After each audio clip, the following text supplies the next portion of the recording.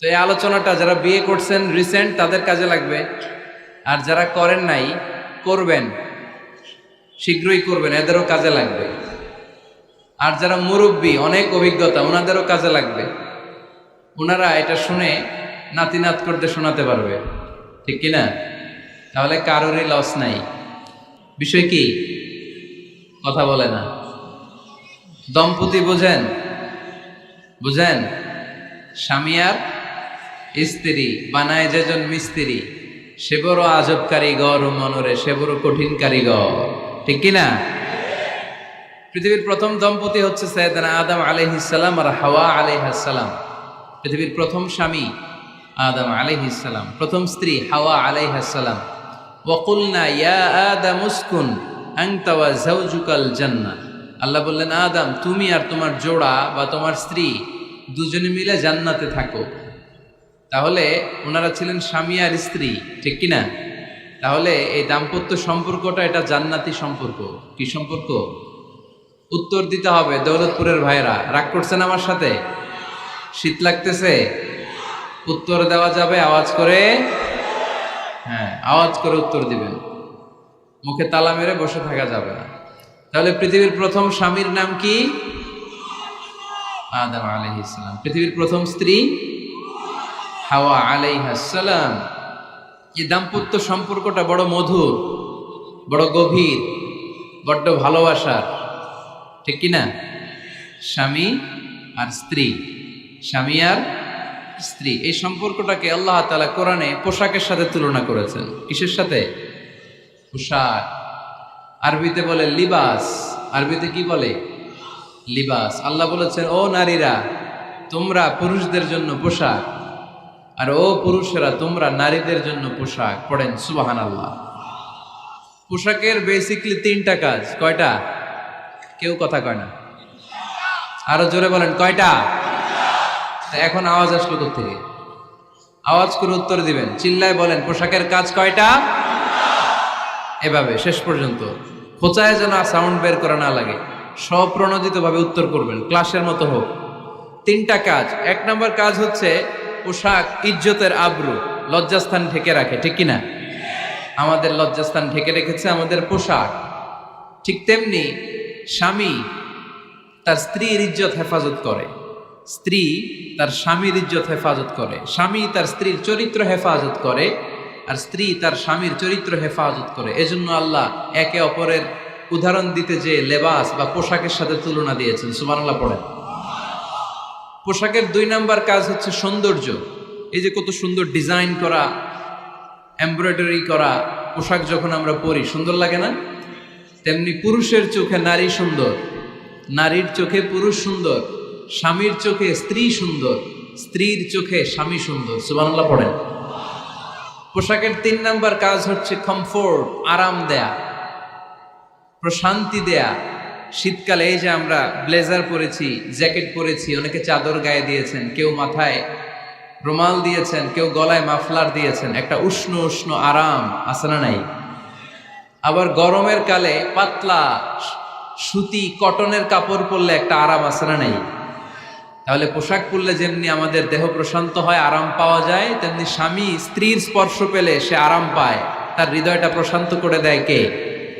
আবার স্ত্রী স্বামীর সঙ্গ পেলে তার মধ্যে প্রশান্তি এনে দেয় কে?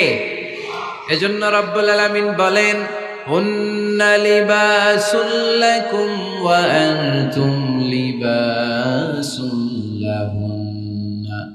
ও দুনিয়ার নারীরা, তোমরা হলে পুরুষদের জন্য পোশাক, পুরুষ হলো নারীদের জন্য পোশাক। সুবহানাল্লাহ পড়েন। পোশাক যেমনি ইজ্জত আবরুর হেফাজত করে, তেমনি স্বামী স্ত্রী একে অপরের ইজ্জত হেফাজত করে। পোশাক যেমনি সৌন্দর্য বাড়ায়, স্বামীর চোখে স্ত্রী সুন্দর, স্ত্রীর চোখে স্বামী সুন্দর। পোশাক যেমনি আরাম দেয়, স্বামী তার স্ত্রীর স্পর্শ পেলে, স্ত্রী তার স্বামীর স্পর্শ পেলে হৃদয়ে প্রশান্তি অনুভব করে, ঠিক কিনা? এজন্য দাম্পত্য জীবন, এখানে স্বামীও আছে স্ত্রীও আছে, ইংরেজিতে বলে কাপল, কাপল লাইফ।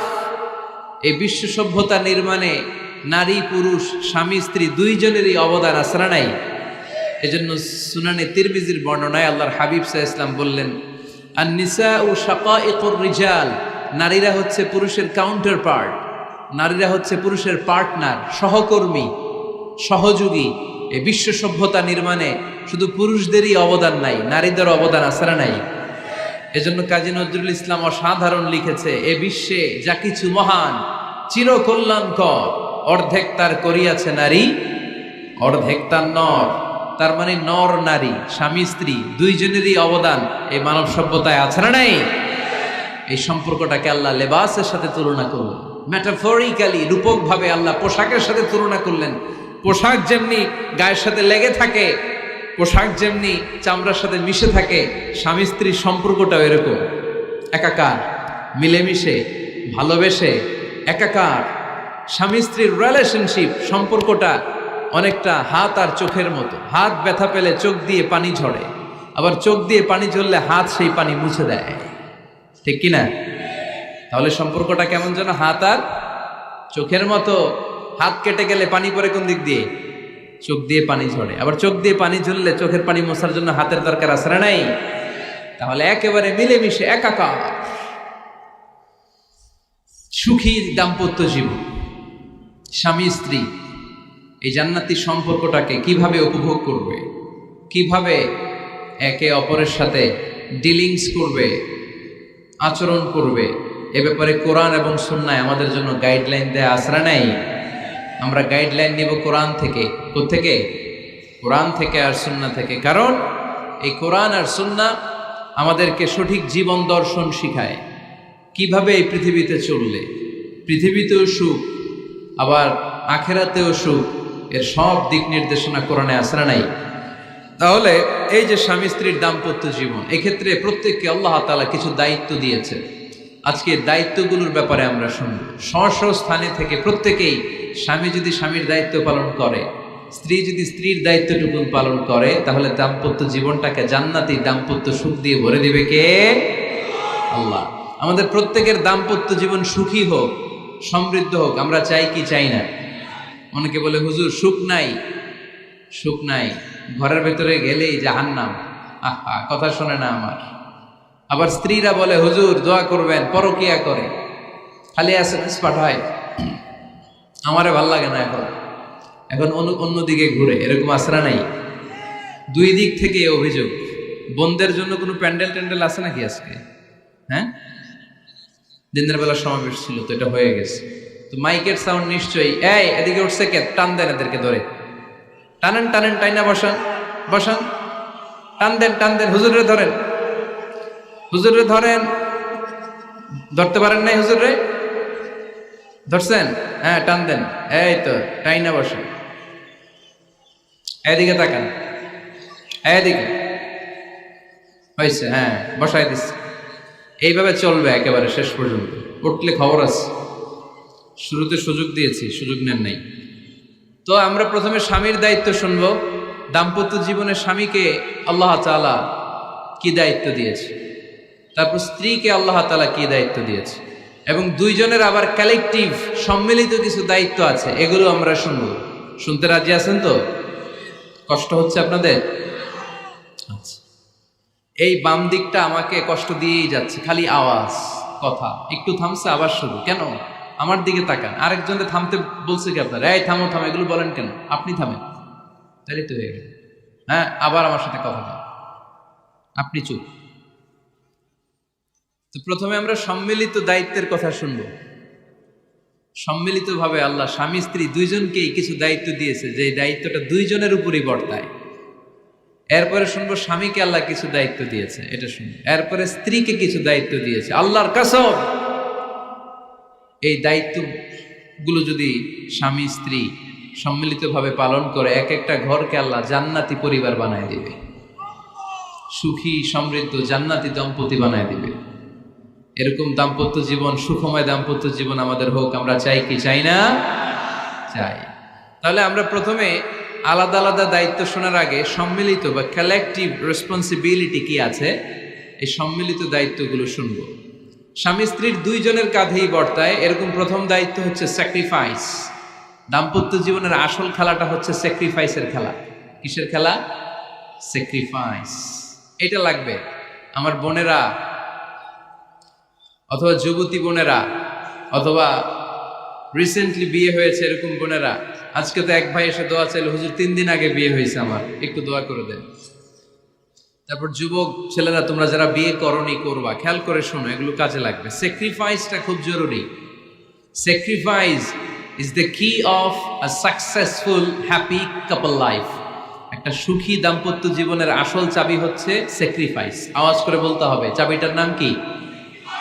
স্যাক্রিফাইস করতে হবে, একটু মানিয়ে নেয়া, একে অপরকে বোঝা, একটু ভালোবাসা, একটু মানিয়ে চলা, এটার নাম হচ্ছে স্যাক্রিফাইস। একে অপরকে বোঝার চেষ্টা করা, একটু মানিয়ে চলার চেষ্টা করা, একটু ভালো লাগা, একটু ভালোবাসা, সুখ দুঃখ ভাগাভাগি করে মিলেমিশে একাকার হয়ে যাওয়া, এটার নামই দাম্পত্য জীবন, ঠিক কিনা? এটার নামই দাম্পত্য জীবন। মিলেমিশে একাকার হয়ে যেতে হবে, স্যাক্রিফাইসের মানসিকতা অর্জন করতে হবে। একে অপরের দোষ ধরলে চলবে না, কারণ no one is perfect in this life. আপনি যে আপনার বউয়ের দোষ ধরতেছেন, আপনার দোষ নাই? কথা বলেন না কেন? আপনারও দোষ আছে না নাই? তো লিস্ট দুই ভাবে করা যায়, একটা হচ্ছে দোষের লিস্ট, আর একটা হচ্ছে গুণের লিস্ট। দোষের লিস্ট বাদ দিয়ে দেন। আপনার স্ত্রীর মধ্যে আল্লাহ তাআলা কি কি গুণ দিয়েছে, এই গুণগুলোর লিস্ট করুন, দোষের লিস্ট নয়। দাম্পত্য জীবনটাই এমন, কখনো ঝগড়া, কখনো হাসাহাসি, কখনো মেঘ, কখনো বৃষ্টি, আছে না নাই? হয় না এরকম? আপস অ্যান্ড ডাউনস, মাঝে মাঝে একটু ঝগড়া, মাঝে মাঝে আবার ভালোবাসা, আবার খুনসুটি, এগুলো মিলেমিশে একাকার করে স্যাক্রিফাইস দিয়ে একে অপরকে জয় করে নিতে হয়। কারণ no one is perfect in this world. এই পৃথিবীতে কেউই পারফেক্ট না। আপনি আপনার বউয়ের দোষ খুঁজলে আপনারও দোষ আছে না নাই? কেউ দোষমুক্ত নয়। এজন্য দোষ না খুঁজে আমরা স্যাক্রিফাইস করব। দাম্পত্য জীবনের এটাকে সুখী সমৃদ্ধ করার 1 নাম্বার চাবিকাঠি হচ্ছে স্যাক্রিফাইস। তাহলে সুখী দাম্পত্য জীবনের 1 নাম্বার চাবির নাম কি? স্যাক্রিফাইস। চিল্লায় বলতে হবে, সেটা কি? তাহলে হাজব্যান্ড ওয়াইফ দুইজনেই স্যাক্রিফাইস করবেন। দাম্পত্য জীবনকে সুখী করার 2 নাম্বার কালেকটিভ ফর্মুলা হচ্ছে ঝগড়া করা যাবে না। ঝগড়া আপনারা করেন নাকি ভাবির সাথে? ভাবির সাথে ঝগড়া করেন কে কে? দেখি হাত তোলেন।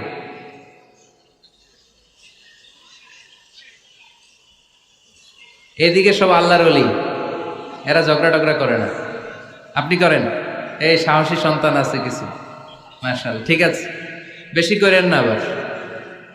হ্যাঁ ঠিক আছে, ঠিক আছে, তোমরাও করো, বুঝছি, আপনারাও করেন। ওকে, না ঝগড়া করা যাবে না। একজন ঝগড়া শুরু করলে আরেকজন চুপ থাকতে হবে। দুইজনই ঝগড়া করলে, দুইজন রেগে গেলে ঝামেলা আসরা নাই। স্বামী রেগে গেলে স্ত্রী চুপ, স্ত্রী কখনো রেগে গেলে স্বামী চুপ, দুইজনই রেগে গেলে তৃতীয় বিশ্বযুদ্ধ, ঠিক কিনা? এই জন্য ঝগড়া করতে দেয়া যাবে না। কারণ এই ঝগড়া, সামান্য ঝগড়া থেকে এই ঝগড়া বাড়তে বাড়তে এটা বিচ্ছেদের দিকে গড়ায়, ডিভোর্স হয়ে যায়। এরকম কত কেস যে আমার কাছে আসে, কত কেস যে আমার কাছে আসে যে হুজুর ছোট্ট ঝগড়া থেকে আমাদের মধ্যে ঝগড়া বাড়তে বাড়তে ইগো প্রবলেমের কারণে বিচ্ছেদে গড়ায়। আর এই ঝগড়া একটু শুরু হলে ইবলিস শয়তানের কাজ হচ্ছে পালে বাতাস দেয়। কি দেয়? পালে বাতাস পেলে এটা দাউ দাউ করে উঁচু হয়ে ওঠে। আগুনের মধ্যে যেমনি কেরোসিন ঢাললে দাউ দাউ করে জ্বলে, সামান্য ঝগড়ার ছোতা পেলে ইবলিস শয়তান খালি দাউ দাউ করে এই ঝগড়ার আগুনকে জ্বালিয়ে দেয়, ঠিক কিনা? এই জন্য ঝগড়া করবেন না, মেহরবানি করে ঝগড়া শুরু করবেন না। যে কোনো মূল্যে এই ঝগড়াকে থামায় রাখতে হবে। তো ফ্যামিলিতে ঝগড়া অনেক সময় হয়ে যায়, কিন্তু একজন ঝগড়া করলে আরেকজন চুপ থাকতে হবে। ঝগড়া নিয়ে একটা মজার গল্প আছে, শুনবেন? বিশৃঙ্খলা করলে তো গল্প শোনানো যাবে না, একেবারে চুপ। আমার দিকে তাকান, তাকিয়েছেন? ঝগড়া নিয়ে যে গল্পটা, সেটা হচ্ছে এক স্বামী ওয়াজ শুনে বাড়িতে গেছে রাত 11টায়। তো বাড়ির কাছাকাছি যেতে না যেতে স্ত্রীর আবার স্বভাব হচ্ছে রাতের খাবারটা স্বামীর সাথে একসাথে খায়, আলাদা খায় না। তো বাড়ির সামনে যেই স্বামী ফোন দিছে ওয়াইফকে, এই শুরু করার আগে দরজাটা খোলো, আমি চলে আসছি। তো ওয়াইফ এসে দরজা খুলে দিছে। এবার স্বামী ঘরে ঢুকে বলে, শুরু করার আগে রাতের খাবারটা দিয়ে দাও টেবিলে, খেয়ে ফেলি।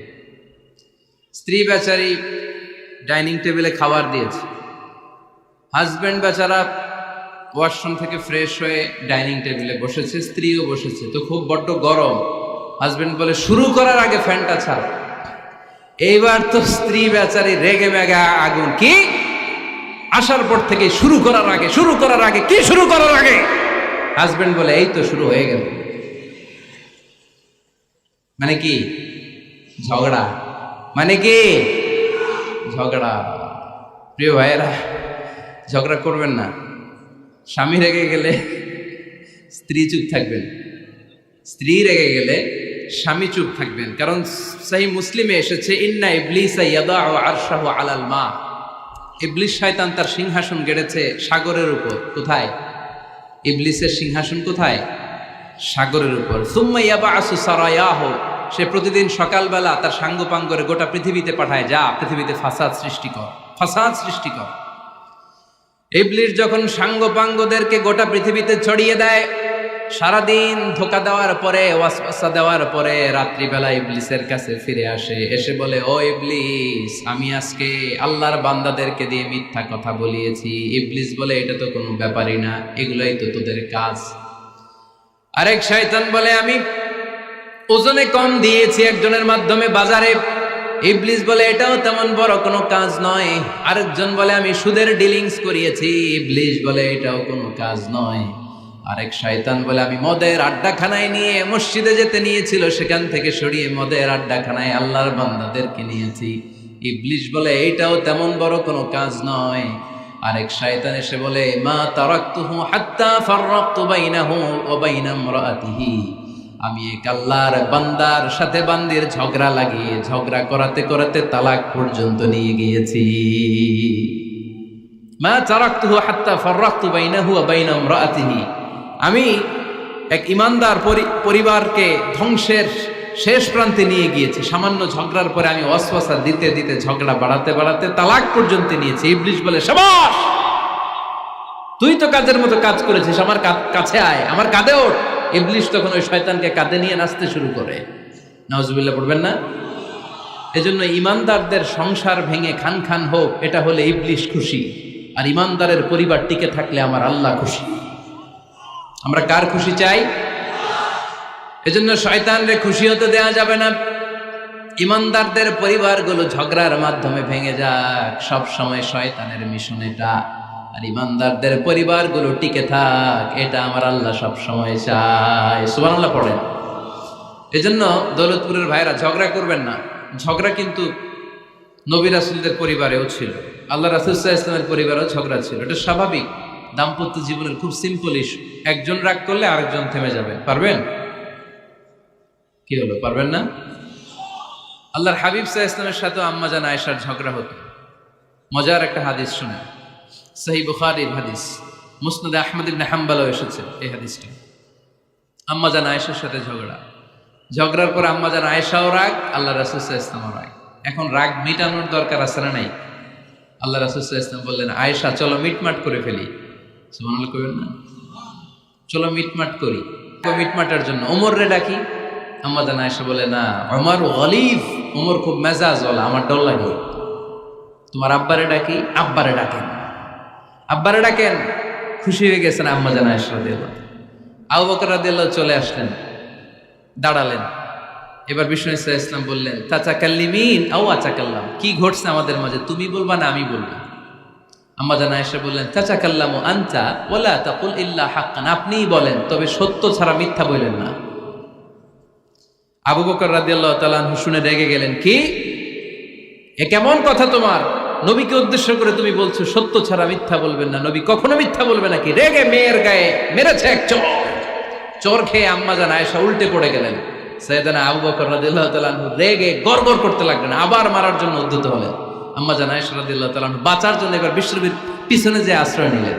সুবহানাল্লাহ পড়বেন না? বিশ্বনবী সাইয়েদনা আবু বকরের সামনে দুই হাত মেলে ভেবে দাঁড়িয়ে গেলেন। আল্লাহর হাবিব যখন আম্মা জান আয়েশাকে বাঁচানোর জন্য দুই হাত উঁচু করে দাঁড়িয়ে গেলেন, সাইয়েদনা আবু বকর থেমে গেলেন। সাইয়েদনা আবু বকর এই পরিস্থিতি দেখে ঘর থেকে বের হয়ে ঘরের বাইরে দাঁড়ালেন। এবার আল্লাহ রাসূল সাল্লাল্লাহু আলাইহি ওয়াসাল্লাম আম্মা জান আয়েশাকে তুললেন, বললেন, ইয়া আয়েশা কাইফা রাআইতিনি আনকাসতুকি মিনার রাজুল, দেখলা নাকি কেমন করে আমি তোমার বাবার হাত থেকে তোমারে বাঁচালাম। আজকে আমি যদি সামনে দাঁড়িয়ে না বাঁচাতাম, তোমার বাবা তোমারে একেবারে মেরেই ফেলতো। সুবহানাল্লাহ পড়ে।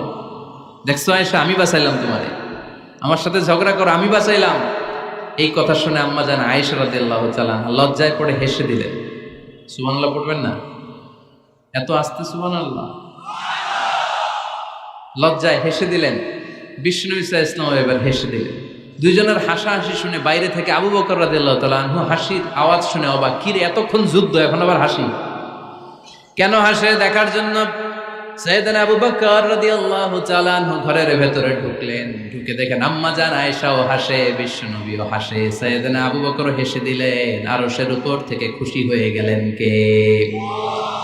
এবার সাইয়েদনা আবু বকর বলেন, ইয়া রাসূলুল্লাহ, ইয়া হাবিবাল্লাহ, আশরিকানি ফি সিলমিকুমা কামা আশরাকতুমানি ফি হারবিকুমা। নবী গো, আপনাদের দুইজনের মধ্যে যুদ্ধ লাগলে যেমনি মিটমাট করার জন্য আপনি আমারে ডাকেন, আপনাদের এই আনন্দ ঘন মুহূর্তগুলোতে শরীক হওয়ার জন্য মাঝে মাঝে আমারে ডাইকে। সুবহানাল্লাহ পড়ো। আপনাদের মধ্যে যুদ্ধ লাগলে সন্ধি করার জন্য যেমনি আমারে ডাকেন, আপনারা যখন আনন্দ ঘন পরিবেশ এরকম খুনসুটি করেন, হাসাহাসিতে মেতে ওঠেন, তখন একটু আমারে রাইখেন। সুবহানাল্লাহ পড়বেন না? দেখেন আল্লাহ রাসূল সাল্লাল্লাহু আলাইহি ওয়াসাল্লাম পৃথিবীর সবচেয়ে শ্রেষ্ঠতম মানুষ। উনাদের পরিবারেও ঝগড়া হতো, কিন্তু এই ঝগড়া কোনোদিন তালাক পর্যন্ত গিয়েছে? কথা বলেন না কেন? আল্লাহর হাবিব সাল্লাল্লাহু আলাইহি ওয়াসাল্লাম তার কোন স্ত্রীকে তালাক দিয়েছেন? প্রায় আম্মা জান আয়েশার সাথে রাগারাগি হতো। আল্লাহর হাবিব সাল্লাল্লাহু আলাইহি ওয়াসাল্লাম বলতেন, আয়েশা কখন তুমি রেগে থাকো সেটাও আমি জানি, কখন তুমি আমার উপর খুশি থাকো সেটাও আমি জানি। ইয়া আয়েশা ইন্নী লা আ'লামু ইযা কুনতি আন্নী রাদিয়া ওয়া ইযা কুনতি আলাইয়া গাদবা। আয়েশা কখন রেগে থাকো তাও বুঝি, কখন খুশি থাকো তাও বুঝি। আম্মা জান আয়েশা বললেন, ইয়া রাসূলুল্লাহ কেমনে বোঝেন? বিষ্ণুই বললেন, তোমার দোয়ার বাক্যগুলো শোনো বুঝি। যখন তুমি আমার উপরে খুশি থাকো তখন দোয়ার সময় তুমি এভাবে বলো, ওয়া রাব্বি মুহাম্মদ, ও মুহাম্মাদের রব, আপনি আমাদের সব গুনাহ মাফ করে দেন।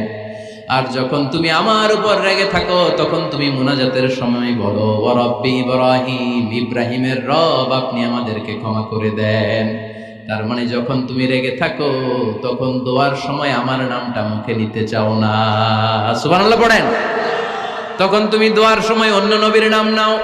আম্মা জান আয়েশা বললেন, ইয়া রাসূলুল্লাহ মা আহাজুরু ইল্লা ইসমাক, আমি তো শুধু নামটাই সরাই, আমার মুখ থেকে কেবল আপনার নামটাই সরায় রাখি, আমার হৃদয় থেকে কখনো আপনারে সরাতে পারি না। আমার হৃদয় জুড়ে আপনি, মা আহাজুরু ইল্লা ইসমাক, নবী হে, আমি শুধু দোয়ার সময় রাগের মাথায় আপনার নামটা বাদ দেই, হৃদয় থেকে তো আপনারে বাদ দিতে পারি না। সুবহানাল্লাহ বলবেন না? তার মানে নবীদের ফ্যামিলি তো ঝগড়া এগুলো হতো, কিন্তু এটা তালাক পর্যন্ত গড়াতো না, ঠিক কিনা? তাহলে এখন থেকে আমাদের এই স্লোগান নিতে হবে যে ঝগড়া করলেও আমরা ডিভোর্সের দিকে যাব না। পারা যাবে? আর একজন রেগে গেলে আরেকজনকে চুপ থাকতে হবে। ভাবি রেগে গেলে আপনি চুপ, পারবেন? পারবেন না? ইনশাআল্লাহ। এই যারা বিয়ে করে না এরা ইনশাআল্লাহ, আর বাকিরা চুপচাপ। আওয়াজ করে পড়েন না ইনশাআল্লাহ।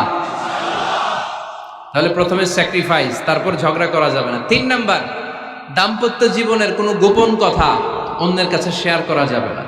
হাদিসে এসেছে, এটাকে বলা হয়েছে আ'যামুল আমানা, এটা সবচেয়ে বড় আমানত। যারা দাম্পত্য জীবনের একান্ত বিষয় কারোর সাথে শেয়ার করে তারা সবচেয়ে বড় কবিরা গুনাহ করে। আশারুন নাস বলেছেন বিশ্বনবী এদেরকে, সবচেয়ে নিকৃষ্ট মানুষ। ইয়াউমাল কিয়ামাতি মানজিলাতান, আল্লাহর কাছে কিয়ামতের দিন সবচাইতে নিকৃষ্ট হয়ে দাঁড়াবে ওই দম্পতি, ওই নারী কিংবা ওই পুরুষ, তুফদি ইলা যাওজিহি ওয়া ইউফদি ইলা যাওজিহা সুম্মা ইউনশিরু সিররাহা।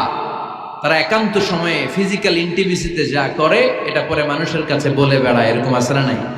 খবরদার, এটা বড় কবিরা গুনাহ। অনেক বোনরা একসাথে হলে দাম্পত্য জীবনের বিভিন্ন গোপন বিষয় নিয়ে কথা বলে, আছে না নাই?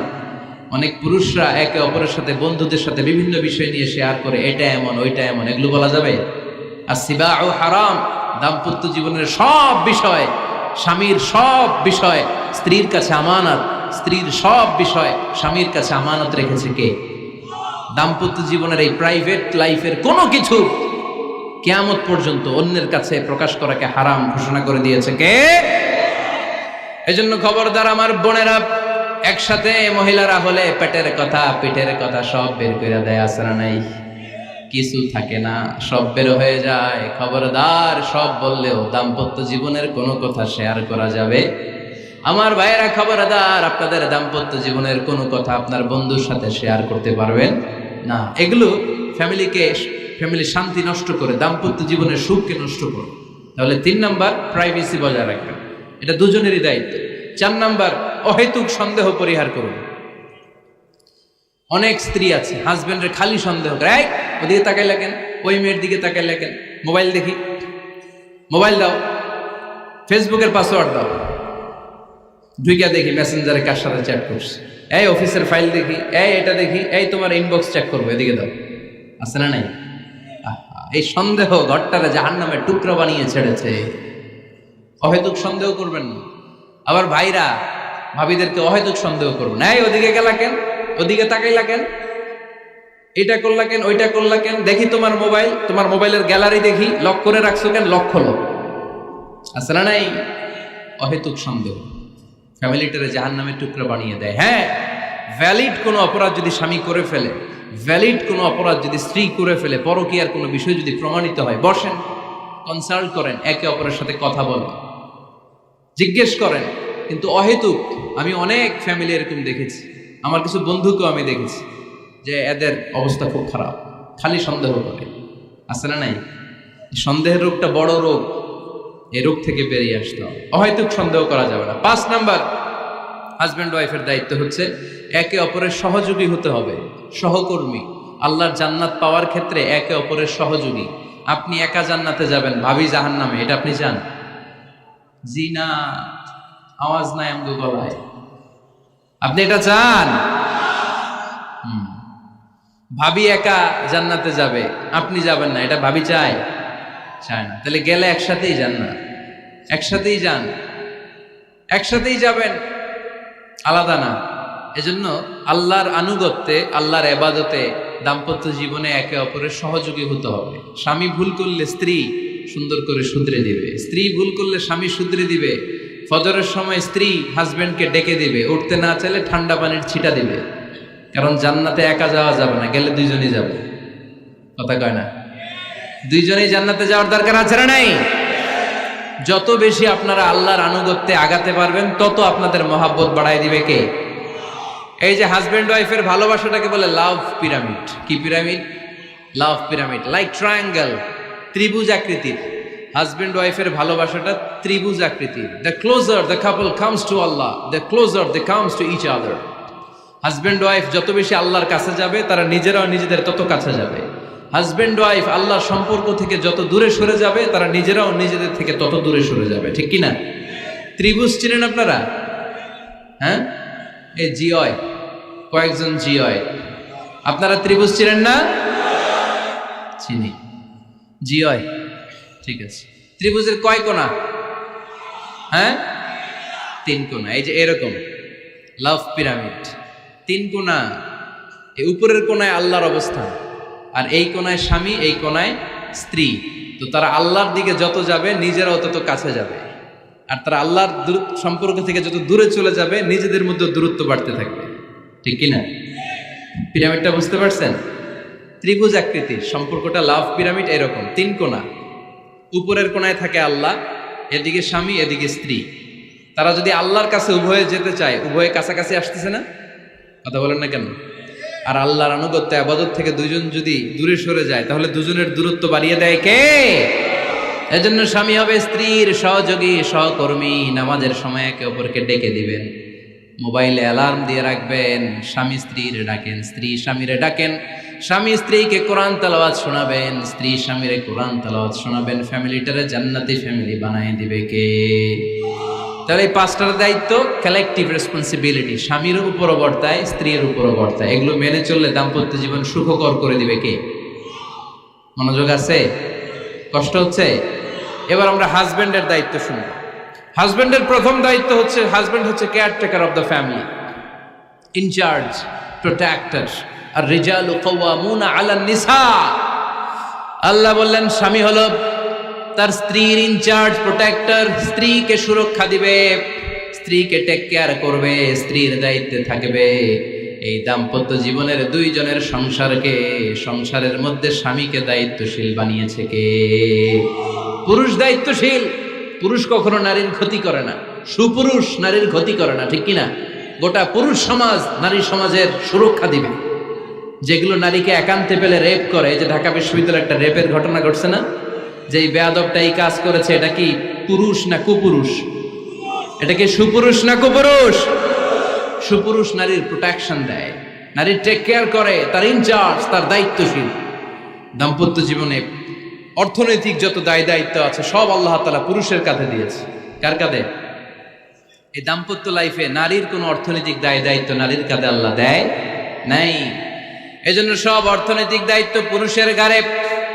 4টা অর্থনৈতিক দায়িত্ব আছে। পুরুষ নারীকে মহারণা দিবে, পুরুষ নারীকে খাবারের ব্যবস্থা করবে, পুরুষ নারীকে পোশাকের ব্যবস্থা করবে, পুরুষ নারীর জন্য রেসিডেন্সিয়াল ব্যবস্থা করবে, ঠিক কিনা?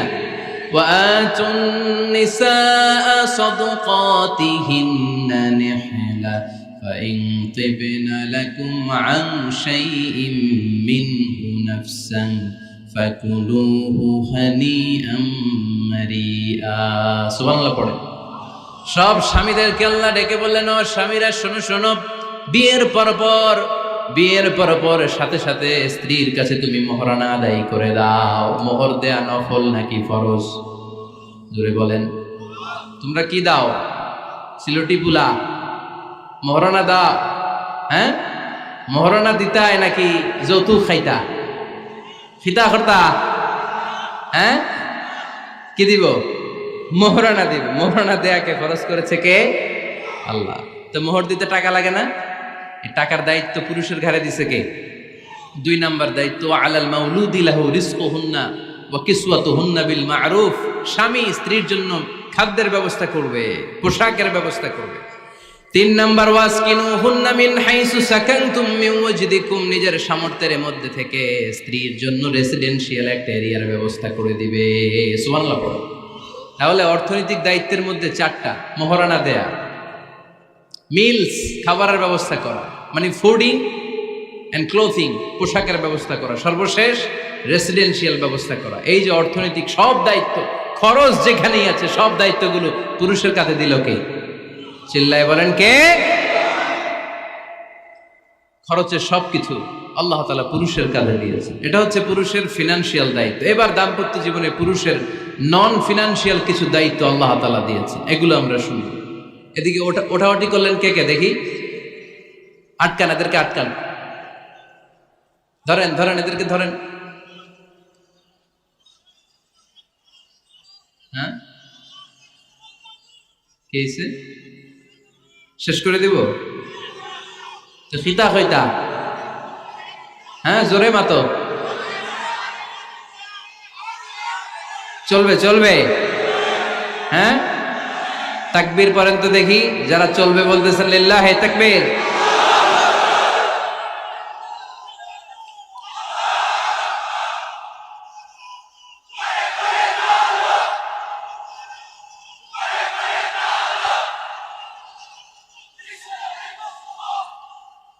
মাশাআল্লাহ মাশাআল্লাহ।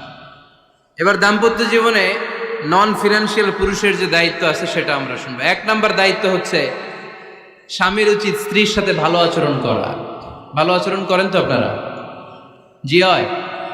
এই শুধু উনি করে, বাকিরা খিতা কর্তা, মারামারি কর্তা নেই, খিতা কর্তা। হ্যাঁ, সালাম দিবেন, স্ত্রীকে কি দিবেন? আল্লাহ বললেন, ওয়া আশিরুহুন্না বিল মা'রুফ। স্ত্রীর সাথে কোমল ভাষায়, ভালো শব্দে, ভালো বাক্যে ভালো কথা বলো।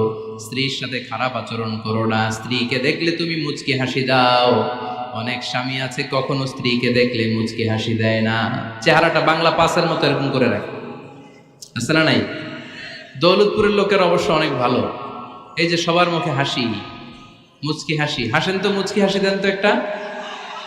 আওয়াজ করলে মুচকি হাসি হয় নাকি? এটা মুচকি হাসি, দাঁত দেখা যাবে না, সাউন্ড হবে না, শুধু এখানে একটু এক চিলতে হাসির একটা ঝলক করবে, এটার বলে মুচকি হাসি। কানা রাসূলুল্লাহ সাল্লাল্লাহু আলাইহি ওয়াসাল্লাম আকসারু তাবাসসুমান, আল্লাহর হাবিব সাল্লাল্লাহু আলাইহি ওয়াসাল্লাম সব সময় মুচকি হাসতেন। অনেকে আছে চেহারা গোমরা করে রাখে, জীবনেও হাসে না, এরকম আছে না নাই? দেখছেন এরকম আছে? এই এলাকায় তো নাই না?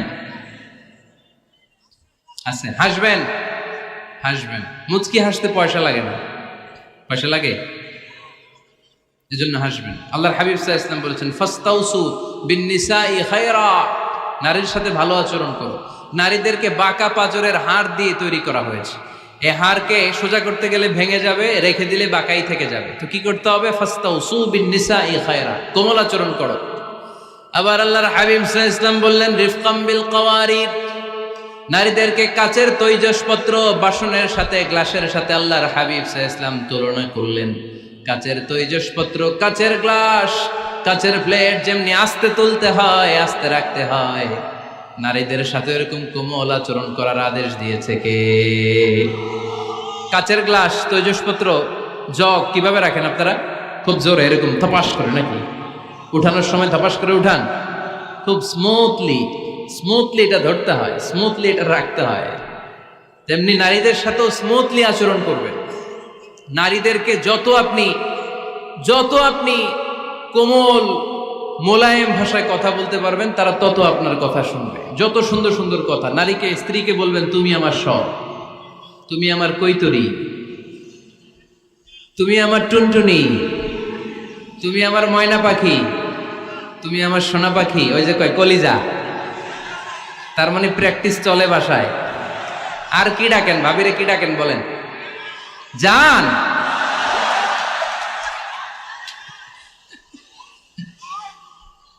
জান ডাকেন। আর ভাবি কি ডাকে আপনাদেরকে? বাবু। কি ডাকে? বাবু ডাকে। আর কি ডাকে? হ্যাঁ, বেবি। পোলাপান কত দুষ্ট দেখছেন, বেবি ডাকে নাকি? স্বামী স্ত্রীর মধ্যে এই সোহাগপূর্ণ, এই ভালোবাসাপূর্ণ এই ডাকাডাকিতে কোনো গুনাহ নাই, আছে সওয়াব। এগুলো দাম্পত্য জীবনকে সুখময় করে, ঠিক কিনা? তাহলে স্ত্রীদের সাথে কোমল আচরণ করতে হবে, 1 নাম্বার দায়িত্ব। 2 নাম্বার দায়িত্ব, স্ত্রীর সেক্সুয়াল ডিজায়ারকে ফুলফিল করতে হবে। সেনসিটিভ, যেগুলো ব্যাখ্যা করে বোঝানো কঠিন।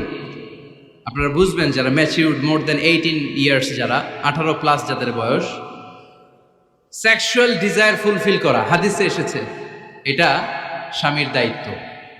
ফিজিক্যাল ইন্টিমেসির সময় নিজের ডিজায়ার ফুলফিল হলেই কুইট না করা, সময় দেয়া, এটা আবশ্যক।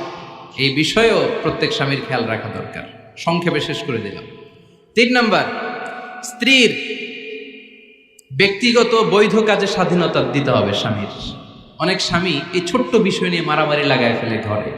স্ত্রীর ব্যক্তিগত বৈধ যে চয়েস, এটাতে আপনি স্বাধীনতা দিবেন।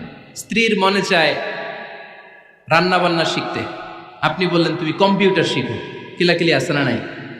স্ত্রীর মনে চায় কাঁথা সেলাই শিখতে, নকশি কাঁথা, আপনি বললেন না তুমি ল্যাঙ্গুয়েজ শিখো, ঝামেলা আছে না নাই? না, প্রত্যেকের আলাদা ব্যক্তিগত রুচি, চাহিদা, মতামতের গুরুত্ব আছে না নাই? এজন্য প্রত্যেক স্বামীর উচিত স্ত্রীর বৈধ ব্যক্তিগত যে কাজ, অবৈধগুলা না। আবার স্ত্রী বলল যে জি বাংলা দেখবো, তুমি একটা টিভি নিয়ে আসো, আনা যাবে? কথা বলেন। স্ত্রী বলল চলো পহেলা বৈশাখে আমরা নাচানাচি করব, তুমি আর আমি মিলে, এটা মানা যাবে না। স্ত্রীর ব্যক্তিগত বৈধ কাজের স্বাধীনতা দেয়া। আম্মা জান আয়েশা রাদিয়াল্লাহু তাআলা আনহা বলেন, ওয়া কানা লি সাওয়াহিবু ইয়ালআবনা মাই, বুখারীর বর্ণনা। আমি যখন আল্লাহর হাবিব সাল্লাল্লাহু আলাইহি ওয়াসাল্লামের বাড়িতে বউ হয়ে আসলাম, আমার কিছু খেলার সাথী ছিল। আমি কাপড় দিয়ে পুতুল বানাতাম আর ঘোড়া বানাতাম, এগুলো দিয়ে খেলতাম। আমার সাথীরা আসলে রাসূল সাল্লাল্লাহু আলাইহি ওয়াসাল্লাম ঘরের পর্দা নামিয়ে দিয়ে আমার জন্য ঘরটা ছেড়ে দিত। সুবহানাল্লাহ কইতে পারলেন না? আল্লাহর হাবিব সাল্লাল্লাহু আলাইহি ওয়াসাল্লাম কখনো বলতেন না আয়েশা তোমার বান্ধবীরা যেন ঘরে না আসে, কখনো বলতেন না আয়েশা আমি নবী মানুষ, তুমি নবীর বউ, তুমি কেন পুতুল দিয়ে খেলো, তুমি যেন কাপড় দিয়ে পুতুল বানাও, কেন ঘোড়া বানাও, এগুলো বন্ধ করো। কোনদিন বিশ্বনবী আম্মা জান আয়েশা রাদিয়াল্লাহু তাআলা আনহার পুতুল খেলায় বাদশা দেন নাই, সাথীদের সাথে খেলাধুলায় কখনো বাধা দেন নাই। সুবহানাল্লাহ পড়েন। ছোট্ট মেয়েদের জন্য কাপড়ের পুতুল দিয়ে খেলাধুলা করা এটা জায়েজ, কারণ ছোট্ট মেয়েরা দেখবেন পুতুল বানায়, এটারে দুধ খাওয়ায়, এটার জন্য রান্না করে, এটার গোসল করায়। এটাকে ছোট্ট মেয়েদের জন্য এই পুতুল খেলা জায়েজ রাখা হয়েছে এজন্য, কারণ তারাই কিছুদিন হবে এই প্রজন্মের মা। তাদের সন্তানদেরকে কেমন করে লালন পালন করবে তার একটা প্র্যাকটিস খেলার ছলেই ছোটবেলায় হয়ে যায়। সুবহানাল্লাহ পড়েন। এজন্য 3 নম্বর দায়িত্ব স্ত্রীর ব্যক্তিগত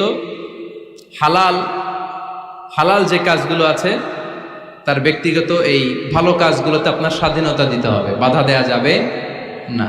প্রশংসা করবেন। কি করবেন?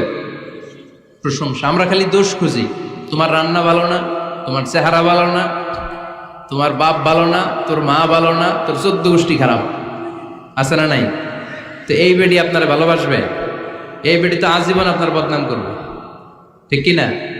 কোনোদিন তারে আপনি প্রশংসা করলেন না, প্রশংসা করবেন। স্ত্রীর চেহারার প্রশংসা করেন, যে তুমি সুন্দর, তুমি সুন্দরী, এরকম বলেন, খুশি হবে না? হ্যাঁ, তুমি সুন্দর তাই চেয়ে থাকি, সে কি মোর অপরাধ? কোনো অপরাধ নাই, ইচ্ছা মতো গাইতে থাকেন স্ত্রীর শানে গান, সব আছে না নাই? তবে শুধু স্ত্রীকে শোনানো যাবে, ভাবিরে শোনানো যাবে, শালীরে শোনানো যাবে, পাশের বাড়ির কাউরে শোনানো যাবে? দেখেন ইসলাম কত চেক এন্ড ব্যালেন্স। স্ত্রীকে আপনি গান শোনান, কোনো গুনাহ নাই, আছে শুধু সওয়াব। তাহলে 4 নম্বর পয়েন্ট হচ্ছে এপ্রিসিয়েশন। সারাদিন এই মহিলাটা ফজরের পর থেকে উঠে ঘর গোছায়, মশারিগুলো খোলে, বিছানা পরিষ্কার করে, বাচ্চাদেরকে ক্লিন করে, স্কুলের টিফিন রেডি করে দেয়, বাচ্চাদেরকে স্কুলে যেতে দেয়, আপনার জন্য খাবার রেডি করে, কাপড় ধোয়, ঘরের সবাইকে দেখভাল করে। একদিনও আপনি তার এপ্রিসিয়েশন করলেন না। এরকম ডাকাইত স্বামী আছে না নাই?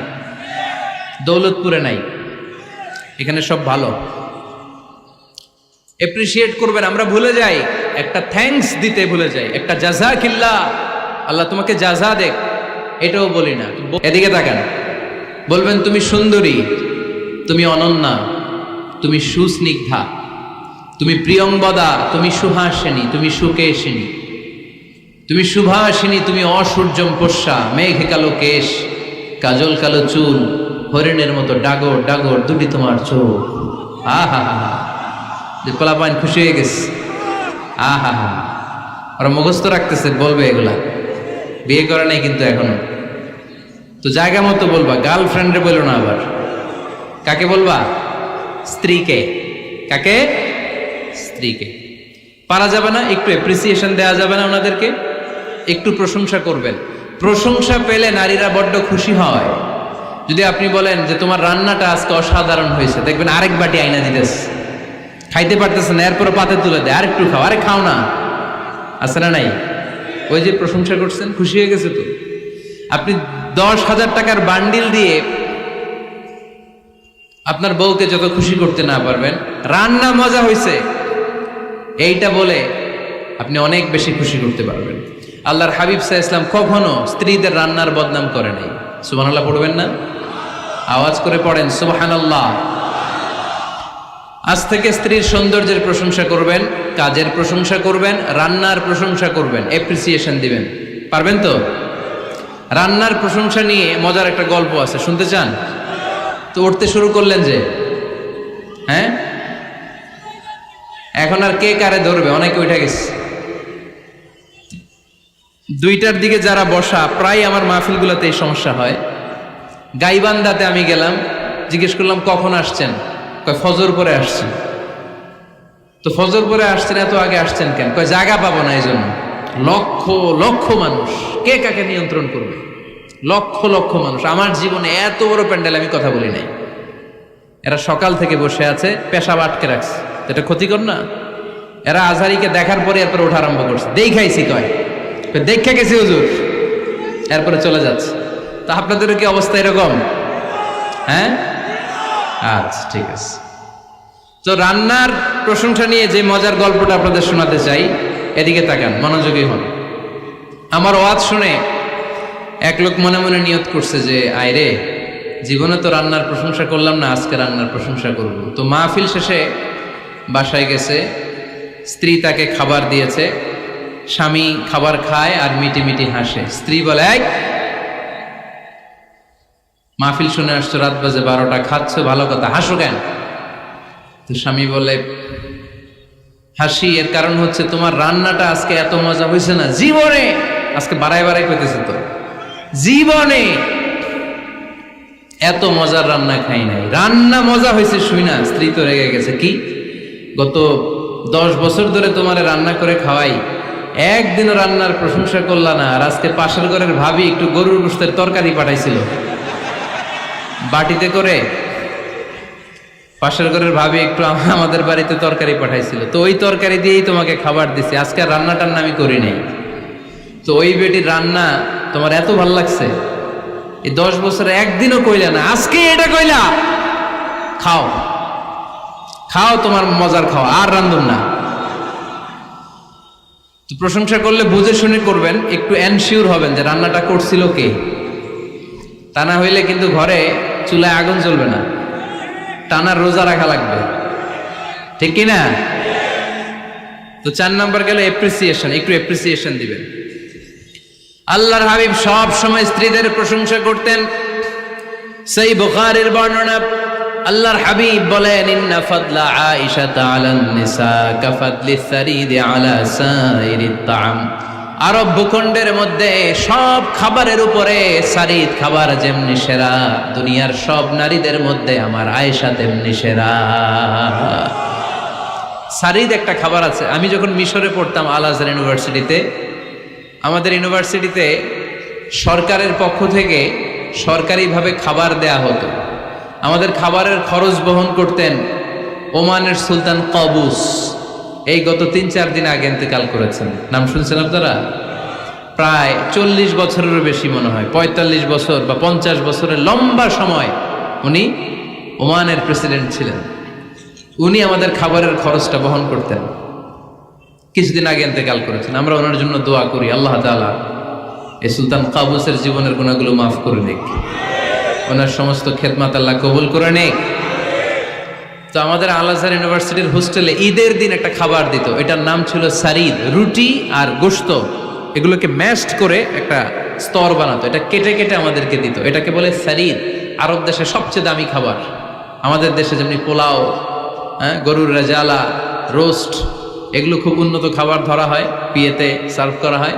আরব দেশে ওইটাকে বলে সারিদ, শ্রেষ্ঠ খাবার। আল্লাহর হাবিব বললেন, সব খাবারের মধ্যে যেমনি সারিদ সেরা, নারীকুলের মধ্যে তেমনি আমার আয়েশা সেরা। দেখেন কেমনে এপ্রিসিয়েট করতেন। আম্মা জান আয়েশাকে তিনি সব সময় আদর করে হামায়রা বলে ডাকতেন। হামায়রা মানে লাল সুন্দরী বউ। কি সুন্দরী?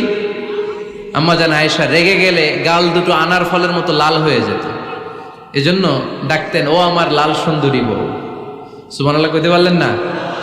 আবার আম্মাজান খাদিজাতুল কুবরা তাহেরা রাদিয়াল্লাহু তাআলা আনহার ব্যাপারে বলতেন, ইন্নী ক্বাদ রুজিকতু হুব্বাহা। সহিহ মুসলিমের বর্ণনায় তিনি বলতেন, খাদিজার ভালোবাসা আল্লাহ তাআলা আমার হৃদয়ে রিজিক হিসেবে দিয়েছে। আওয়াজ করে পড়েন আল্লাহু আকবার। তো এইজন্য এপ্রিসিয়েট করবেন। 5 নাম্বার হচ্ছে আপনার ভালোবাসা স্ত্রীকে প্রকাশ করুন। এক ছাদের নিচে আজীবন বসবাস, 20 বছর হয়ে গেছে এদের সংসার, একদিনও মুখ ফুটে বলতে পারে নাই তোমারে ভালোবাসি। পারছেন? হ্যাঁ, কে কে পারছেন? দেখে হাত তোলেন। হাত অর্ধেক তুলে আবার নামায়, ভেজাল আছে, ঠিক কিনা? ভালোবাসি বলছিলেন? কারে বলছিলেন? ভাবিকে না গার্লফ্রেন্ডকে? হ্যাঁ, স্ত্রীকে বলবেন। নিজের স্ত্রীকে বলবেন আই লাভ ইউ। কি বলবেন? কথা বুঝে না বোধহয়। কি বলবেন? সবাই বলেন, কি বলবেন? মুরব্বী একজনও কয় না, কয় এতদিন কইছি না, অহনো কম না। তিরমিজির বর্ণনা দেখেন, বিশ্বনবী যে আই লাভ ইউ বলতো তার দলিল শুনেন।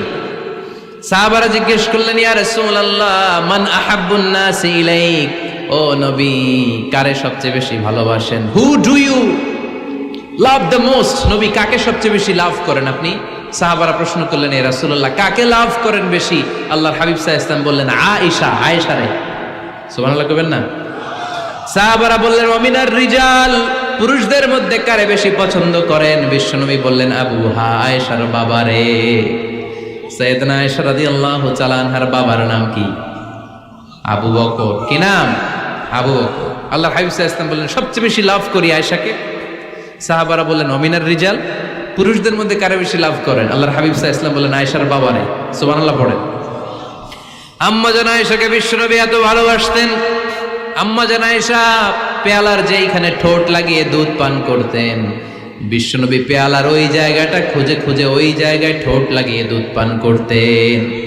আম্মা জান আয়েশা রাদিয়াল্লাহু তাআলা না গোশত খেয়ে হাড্ডি চষে হাড্ডিটা রেখে দিলে বিশ্বনবী আম্মা জান আয়েশার চষা হাড্ডিটা মুখে নিয়ে আবার চষতে শুরু করে দিতেন। পড়েন সুবহানাল্লাহ। দুইজন একসাথে এক বালতি থেকে পানি নিয়ে গোসল করতেন। পড়েন আল্লাহু আকবার। তাহলে এভাবে ভালোবাসা প্রকাশ করতে পারবেন তো? 6 নাম্বার স্বামীর দায়িত্ব হচ্ছে গৃহস্থলী ছোটখাটো যে কাজ আছে এই কাজগুলোতে হেল্প করা। আমরা অনেক সময় এগুলোর লজ্জা মনে করি। আল্লাহর হাবিব সাল্লাল্লাহু আলাইহি ওয়াসাল্লাম আমাদের মডেল। আল্লাহর হাবিব সাল্লাল্লাহু আলাইহি ওয়াসাল্লাম ঘরের কাজে সাহায্য করতেন। আপনারা এইভাবে ওঠা শুরু করলেন? হ্যাঁ, বউকা বসেন বসেন বসেন, শেষ করে দিচ্ছি, আর 10 মিনিট বসেন। আল্লাহর হাবিব সাল্লাল্লাহু আলাইহি সাল্লাম ঘরের কাজে সাহায্য করতেন। আপনারা ঘরের কাজে সাহায্য করেন তো? আম্মা জান আয়েশা বলেন, বিশ্বনবী নিজ হাতে জুতা সেলাই করেছেন, নিজ হাতে জামা সেলাই করেছেন। মুসনাদে আহমদ ইবনে হাম্বলের বর্ণনা, আল্লাহর রাসূল সাল্লাল্লাহু আলাইহি ওয়াসাল্লাম দুধ খেতে মন চাইলে নিজ হাতে ছাগলের দুধ দহন করেছেন। সুবহানাল্লাহ। নিজে আটার খামির বানাতেন, আম্মা জান আয়েশা চুলায় সেকা দিতেন। আবার আম্মা জান আয়েশা রাদিয়াল্লাহু তাআলা আনহা আটার খামির বানাতেন, বিশ্বনবী এটা চুলায় সেকা দিতেন। সুবহানাল্লাহ পড়ে। দুধ খেতে চাইলে নিজ হাতে বিশ্বনবী ছাগির ওলান থেকে দুধ দহন করে আম্মা জান আয়েশার কাছে এনে দিয়ে দিতেন। সুবহানাল্লাহ পড়ে। তাহলে ঘরের কাজে সহায়তা করবে, ঘরের কাজে সহায়তা। 7 নাম্বার, হালাল এন্টারটেইনমেন্ট, হালাল বিনোদন, এটা ইসলাম জায়েজ রেখেছে। অনেকে আমরা বিনোদনটাকে হারাম মনে করি, এরকম আছে না নাই? হ্যাঁ, বিনোদন 2 ধরনের, একটা হারাম এন্টারটেইনমেন্ট আর একটা হচ্ছে হালাল এন্টারটেইনমেন্ট। আম্মা জান আয়েশা রাদিয়াল্লাহু তাআলা আনহাকে নিয়ে মরুভূমিতে দৌড়াদৌড়ি করতেন।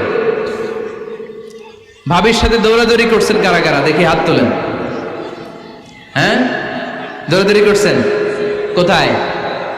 যৌতুকের লাগে হেতেরে দৌড়াইছেন? হেতি বাসাল্লাই দিছে দৌড়, এই দৌড়াদৌড়ি না।